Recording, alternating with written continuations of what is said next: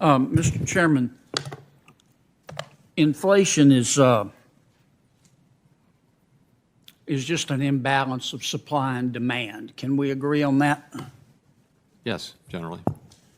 And to put a little finer point on it, our inflation at this time, and this is the case with respect to most cases of inflation, demand is greater than supply, so prices go up.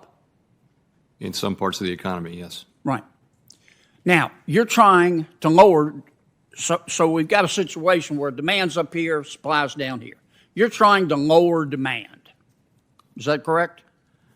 Yes, while also giving the supply side time to recover. There's some ground to be covered on that side. Yes, but you've talked about your role, scope, and mission, and your job is monetary, and you're trying to lower demand. Well, I'm trying to I would say lower demand growth. We don't know that the demand has to actually go down, which would be a recession. Well, 70% of our economy is driven by consumer demand. And you're trying to lower demand and slow the economy down. Am I correct? I guess I just say we're slowing down growth. Right. That's what the economy is. The growth. Yeah, okay. Exactly. All right. There's another way. The two aren't exclusive. You alluded to that. You can also lower demand, but you can increase supply. Can you not? Yes. And that would solve inflation. Yes, it would. Now, Congress's job is not to deal with demand per se. A lot of the bills we pass impact demand, but that's the Fed's job. Right. Okay?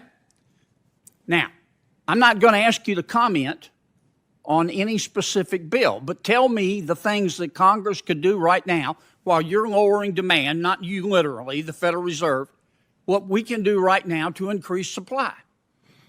I think the things that you can do are important over the medium and longer term, but probably not so much in the short term. But it's things that like investing in people so that they can remain in the labor market longer, things like that, and infrastructure, things that will increase the productive capacity. Well, how about in the long run, as Keynes said, we're all dead. I'm interested right now in the short run.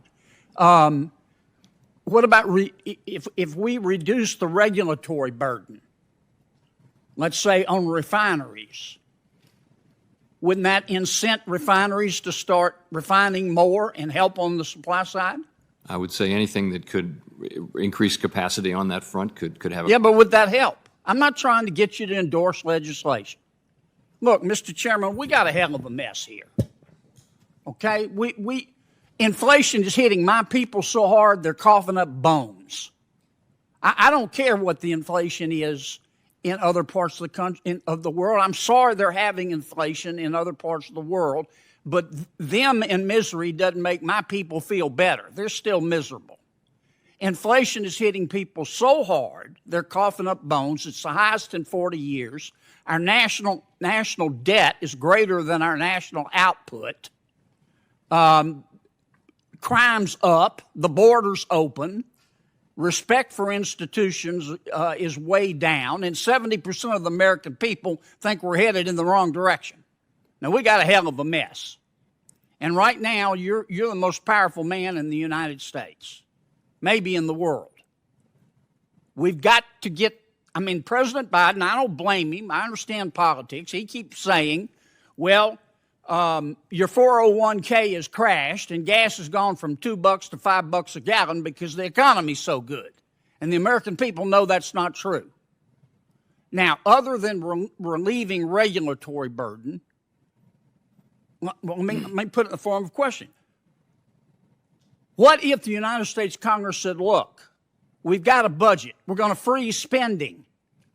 We're going to stop injecting more money into the economy. We're going to freeze spending until Powell can get control on the demand side. Would that help?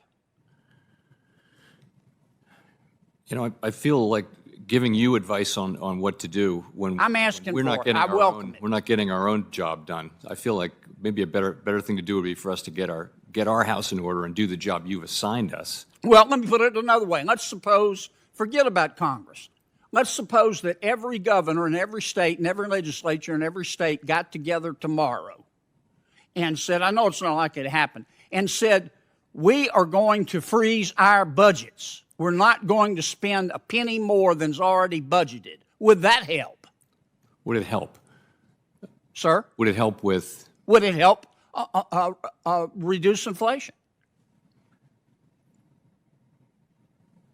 It would depend on, it might, but I mean, it would take, I'm giving you, I'm scoring fiscal policy. Well, I understand really you're being reluctant to do careful, it. but Mr. Chairman, the United States Congress, in addition to its regular budget, has spent $7 trillion. I'm not saying all of it was unnecessary. On top of that, the Fed's increased its balance sheet from $1.5 trillion to $9 trillion. $9 trillion. I know you're cutting it back, but we've injected all of this money into the economy, and then people go, well, we have inflation. Duh. Give me some help here. Tell me what we can do.